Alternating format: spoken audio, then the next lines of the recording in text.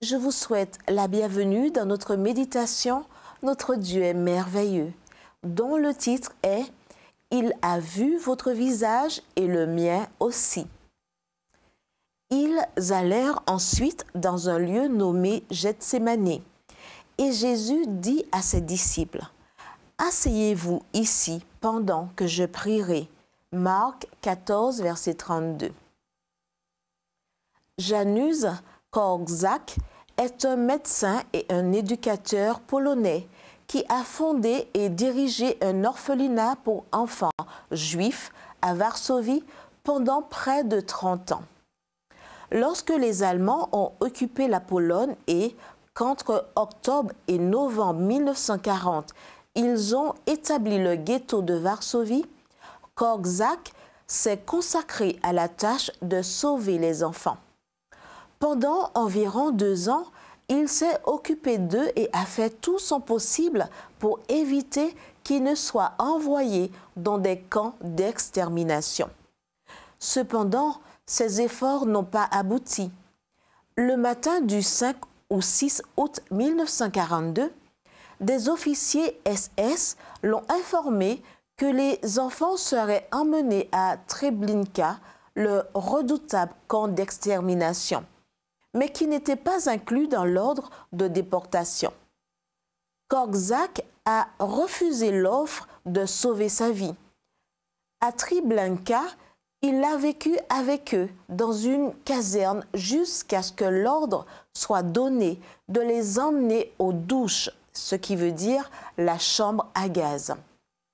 On dit qu'à la porte menant à la chambre à gaz, Korczak a reçu une autre offre pour sauver sa vie. Encore une fois, il a refusé. Aujourd'hui, à Yad Vashem, le musée de Jérusalem qui rend hommage aux victimes de l'Holocauste, les visiteurs peuvent voir une grande sculpture en bronze du sculpteur Boris Chakvzier, son nom, Korczak et les enfants du ghetto. Parmi un groupe d'enfants, on distingue le visage compatissant de l'homme qui a vécu pour eux et qui, lorsqu'il pouvait se sauver, a préféré mourir avec eux. Ce n'est pas très différent de ce qui s'est passé à Gethsémani, n'est-ce pas? À Gethsémani aussi, écrit James Edwards, un visage se distingue, celui du Christ, mais non entouré d'enfants, mais de ceux qui l'ont crucifié, des disciples et de la foule. Mais quelque chose d'intéressant se produit lorsque nous concentrons notre attention sur tous ces visages. Si nous nous arrêtons pour les regarder, écrit Edwards, nous verrons que nous y sommes nous aussi.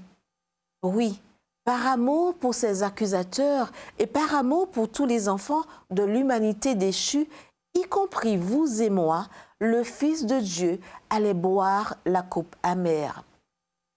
Le Christ pouvait encore refuser de boire la coupe préparée pour l'homme coupable. Il pouvait dire que le transgresseur subisse la peine de son péché. Moi, je retournerai vers mon Père. Ellen G. White, Jésus-Christ, chapitre 74, page 626. Mais Dieu soit loué, ce n'est pas ce qu'il a fait.